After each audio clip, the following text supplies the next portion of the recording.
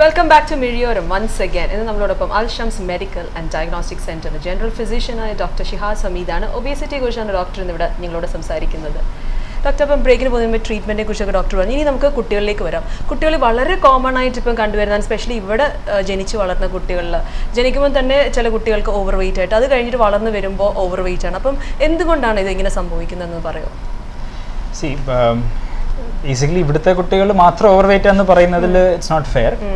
ഒരു ഇപ്പം eating habits കുട്ടികളിൽ it is something which develops from when they start having their food. So taste of food, the kind of food, so അത് നമ്മൾ വളരെ ശ്രദ്ധിക്കണം. പിന്നെ നമ്മുടെ ഫാമിലി അറ്റ്മോസ്ഫിയർ, കുട്ടികൾ കഴിക്കുന്നത്, parents should be examples for children. എന്തുകൊണ്ടാണ് കൂടി വരുന്നതെന്ന് ചോദിച്ചാൽ the easiest answer is junk food.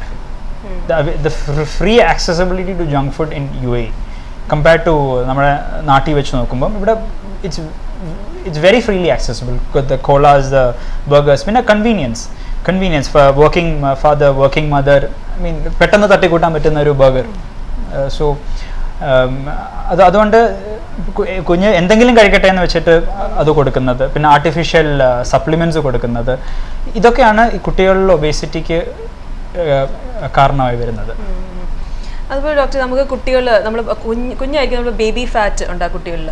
പൊതുവെ എല്ലാ കുട്ടികളും നമ്മൾ ചബ്ബിയായിട്ടിരിക്കുന്നത് ഇഷ്ടം. കുട്ടികളെ നമ്മൾ അല്ലെങ്കിൽ പറയും കുട്ടി വളരെ മെലിഞ്ഞിരിക്കുന്നത്. അപ്പോൾ കുട്ടികൾ എങ്ങനെയാണ് നമ്മൾ അറിയുന്നത് ഒരു കുട്ടി ഓവർ വെയിറ്റ് ആണോ അല്ലെങ്കിൽ ഒബീസ് ആണോ എന്നുള്ളത്? കുട്ടികളിൽ BMI കാൽക്കുലേറ്റ് ചെയ്യുന്നത് ആക്ച്വലി ഒരു ഗ്രോത്ത് ചാർട്ട് ഉണ്ട്. ഇറ്റ്സ് ഗ്രോത്ത് ചാർട്ട്, ഒരു അമേരിക്കൻ പീഡിയാട്രിക്സ് അപ്രൂവ്ഡ് ഒരു ഗ്രോത്ത് ചാർട്ട് ഉണ്ട്. അതിൽ if your child falls into ഒരു പെർസെൻറ്റൈലിലാണ് അതിൻ്റെ ഒരു കൗണ്ട് വരുന്നത്. 5th പെർസെൻറ്റൈലിൻ്റെ താഴെയാണെങ്കിൽ the child is malnourished, which is very very very unfortunate and dangerous. 5% to 85 percentile ആണെങ്കിൽ the child is healthy. Okay, പിന്നെ more than that the child is obese. So of course ഇത് ഒരു especially നമ്മുടെ മലയാളികളുടെ ഇടയിൽ കുട്ടി chubby ആയിരിക്കണം എന്നൊരു ഇതുണ്ട്. സി നമ്മൾ ഈ ചബ്ബി എന്നാൽ if the child is overweight, ഈ റിസ്ക് ഫോർ ഡയബറ്റിക്സും ബാക്കി conditions and all they start from a very very young age actually. So we should, childhood obesity എന്ന് പറഞ്ഞത് it's very dangerous thing which should be kept under control. And how can it be kept under control is we നമ്മൾ as parents we should develop a good eating lifestyle. We should be examples to our children. നമ്മൾ കഴിക്കുന്ന രീതി, നമ്മൾ കഴിക്കുന്ന ഭക്ഷണം, നമ്മൾ കഴിക്കുന്ന സമയം, ഓൾ ദിസ്. പിന്നെ നമ്മൾ സപ്പോസ് ഒരു കുട്ടി ഓവർ വെയ്റ്റ് ആണെങ്കിൽ അവന് പുറത്ത് പോയി കളിക്കാനും അവൻ്റെ ഫ്രണ്ട്സിൻ്റെ കൂടെ മിങ്കിൾ ചെയ്യാനൊക്കെ കുറച്ചൊരു മടി കാണും. പക്ഷെ അപ്പം അവന് നമ്മുടെ support which is very important. അപ്പം അതൊക്കെ നമ്മൾ വി ഹാവ് ടു നമ്മൾ ശ്രദ്ധിക്കണം. ഡോക്ടർ ഇപ്പം പറയുകയും ചെയ്തു കുട്ടികൾക്ക് ഇങ്ങനെ പ്രോബ്ലംസ്, ഓവർ വെയിറ്റ് ആണെങ്കിൽ, ഒബേസിറ്റി ഉണ്ടെങ്കിൽ ഡയബറ്റീസ് ഉണ്ടാവാനുള്ള ചാൻസസ് ഉണ്ട്. അപ്പോൾ വേറെ ഏതൊക്കെ തരത്തിലുള്ള പ്രോബ്ലംസ് ആണ് കുട്ടികളിൽ കണ്ടുവരുന്നത് ഓവർ വെയിറ്റ് ആണെങ്കിൽ?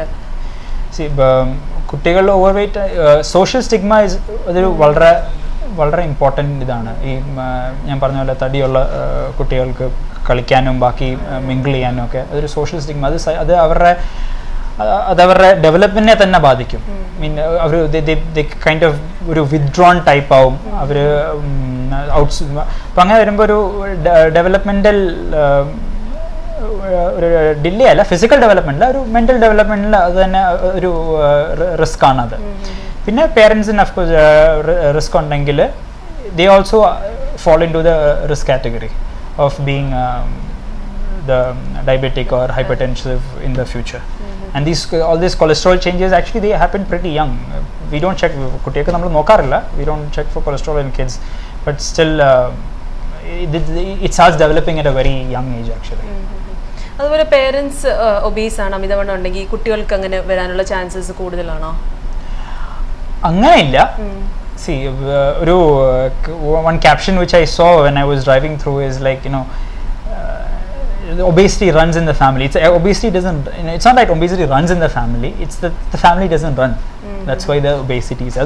It's not a hard and fast rule alla. It's not necessary that if your parent is obese you have to be you have to be obese too. I mean, the reason that parent is obese maybe because they're not much bothered about their diet, or they're not much bothered about the exercise pattern.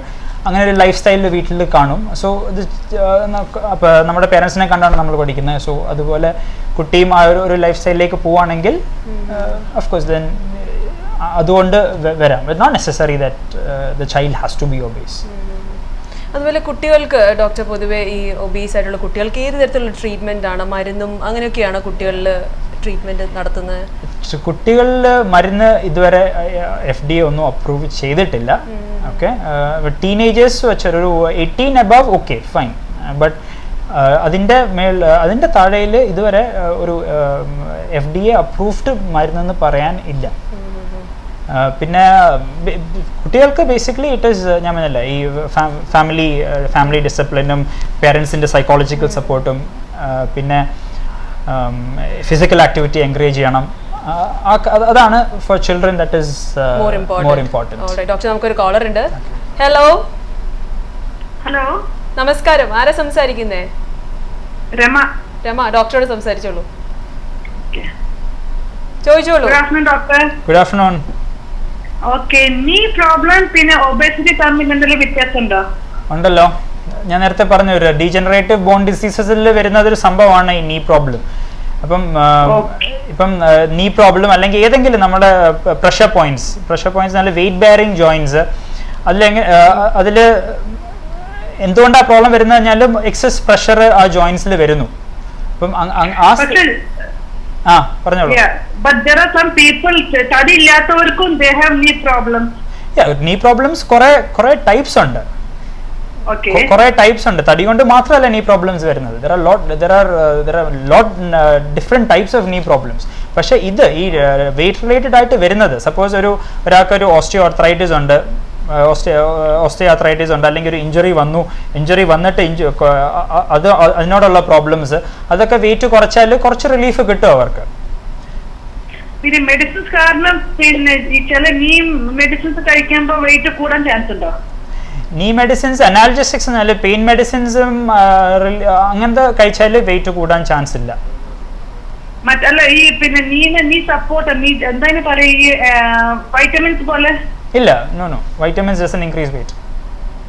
It will not increase weight. No, vitamins don't increase weight, but vitamins broadly knee problemത്തിന് vitamins ആയിട്ട് നിങ്ങൾ കഴിക്കുന്നത് might be vitamin B complex അല്ലെങ്കിൽ thiotic acid എന്ന് പറഞ്ഞ ഓരോ nerve stimulants അല്ലെങ്കിൽ pain relieving type of vitamins ആയിരിക്കും. That will not weight കൂട്ടത്തില്ലത്. പിന്നെ ചില ഡോക്ടേഴ്സ് പറയാറുണ്ട് ഈ പെയിൻ ഉണ്ടെങ്കിൽ അവർ നടന്നാൽ നല്ലത്. But like people like me I can walk. Joint പല ടൈപ്പ് ഉണ്ട്. ലൈക്ക് ഇഫ് ഇറ്റ്സ് ലൈക്ക് ഭയങ്കര തേയ്മാനമാണ്, രണ്ട് എല്ലും തമ്മിൽ കൂട്ടിയിടിക്കുന്ന പോലത്തെ തേയ്മാനമാണ്, ദർ ഇസ് നോ ഫ്ലൂയിഡ്, അങ്ങനത്തെ ഇതൊക്കെ ആണെങ്കിൽ it be difficult to walk. But ഒരു നോർമൽ ആർത്രൈറ്റിസ് പേഷ്യൻറ്റിന് ജോയിന്റ് മൊബിലിറ്റി നല്ലതാണ്. ഫിസിയോതെറാപ്പി ചെയ്ത് നോക്കുക. ഫിസിയോതെറാപ്പി ഒരു orthopaedician, of course he is the one who suppose take care of you. ഓർത്തോപെഡിഷ്യനെ കാണുക. ലെറ്റ് ഹിം അസസ് യുവർ നീ അസസ് ചെയ്ത് കഴിഞ്ഞിട്ട് if it's he will advise you whether you can walk on, but the treadmill അങ്ങനത്തെ കാര്യങ്ങളൊക്കെ avoid ചെയ്യുക. use small nice padded shoes and you should walk on smooth surfaces for starters. Okay doctor, thank you. Okay, all right, thanks a lot. Bye. Doctor, ഈ childhood obesity, എനിക്ക് ചോദിക്കാനുള്ളത് കുട്ടികളുടെ obesity കാണുമ്പോൾ does it always lead to diabetes? No, not always. It doesn't always lead to diabetes. No, see, obesity is one of the risk factor for diabetics. Risk factor എന്ന് പറഞ്ഞാൽ ഇതുള്ളതുകൊണ്ട് ഒരാൾ diabetic ആകണം എന്നില്ല. Okay, but it is a risk factor. It is something you can do away with. അതുപോലെ doctor, diabetes തന്നെ രണ്ട് തരത്തിലുള്ളതുണ്ട്. അപ്പം കുട്ടികളിൽ ഏതാണ് കൂടുതൽ കണ്ടുവരുന്നത്? ഡയബറ്റിക്സ് കുട്ടികളിൽ ഡയബറ്റിക്സ് ടൈപ്പ് 1 ആണ്. That is by birth. It's nothing to do with weight or വേറെ. It is because there is antibodies against the insulin producing beta cells. That is type 1. That is there's nothing we can do about it in case of avoiding it.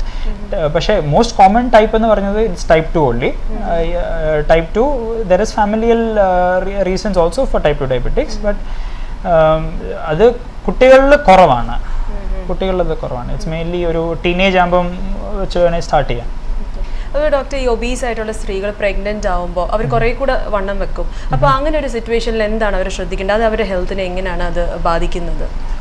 Okay, pregnancy ഒരു 11 kilograms weight gain അത് നോർമലാണ്. But ബാധിക്കുന്ന വെച്ചാൽ it is actually before the pregnancy the lady should take care, that she should control her weight before the pregnancy.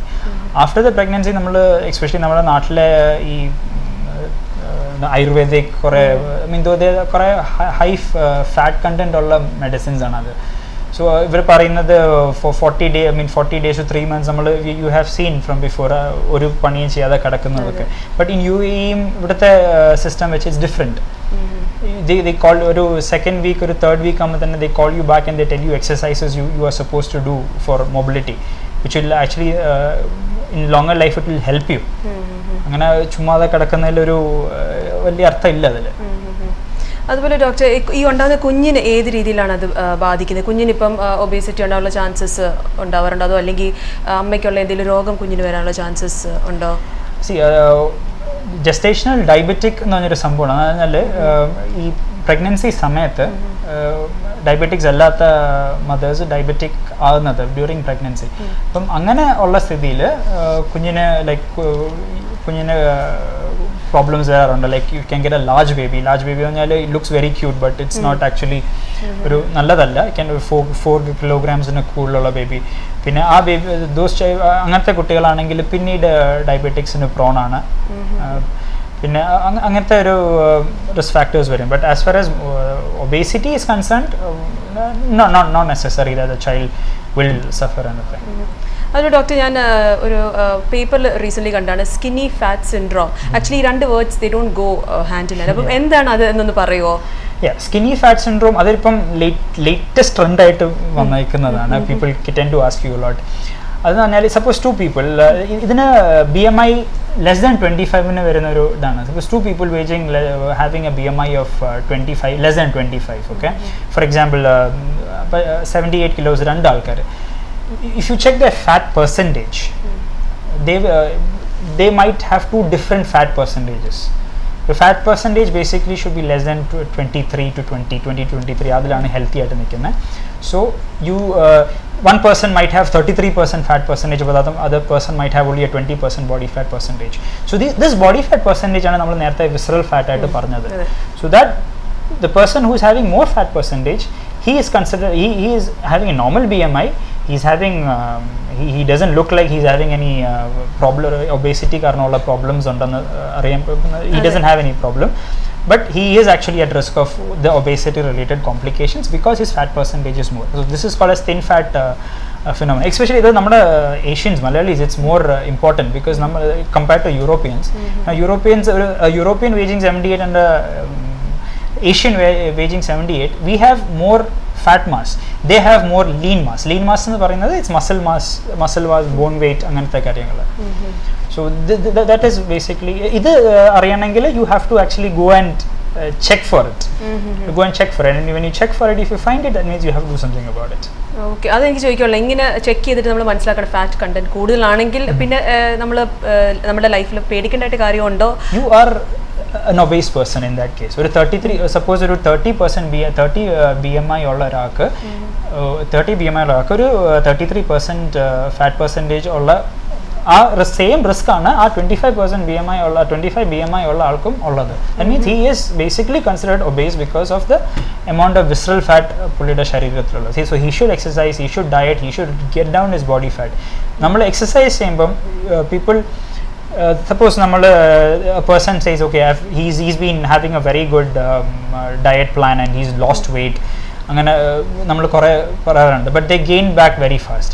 So ഈ weight എന്ന് പറയുന്നത് there is muscle mass, there is fat mass, and there is this water mass and bone weight. അങ്ങനെ പല categories ഉണ്ട്. So when you want to lose healthy, you should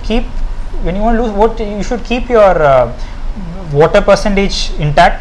You should keep your muscle, that is the lean mass intact. Bone mass is there's nothing much you can do about it because it's there. Okay, so when you lose weight, you should lose your body fat percentage, but you should try to not lose your muscle mass and your water mass. Doctor obesity എന്ന് പറയുന്ന ഇതൊരു രോഗം ഇതാണെങ്കിൽ ഇതിന് complete ആയിട്ട് ഒരു cure ഉണ്ടോ? Obesity it's a condition. It's not a disease. It leads to other disease, but I would consider it as a condition. So we basically discussed everything that needs to be done to prevent obesity. നേരത്തെ ഒരു കാര്യം ഞാൻ ചോദിക്കാൻ വിട്ടുപോയത് abdominal ഒബേസിറ്റിയെ കുറിച്ച് പറഞ്ഞപ്പോൾ ഒരു collar വിളിച്ചപ്പോഴാണ് ഞാൻ ശ്രദ്ധിച്ചത് ഡോക്ടർ വേസ്റ്റ് സർക്കംഫറൻസ്. അപ്പോൾ എന്താണ് ലേഡീസിലും ജെൻസിലും അത് ഡിഫറെൻറ്റ് പ്രൊപ്പോർഷൻസ് ആണ്, അതിനെപ്പറ്റി ഒന്ന് പറയോ ഡോക്ടർ?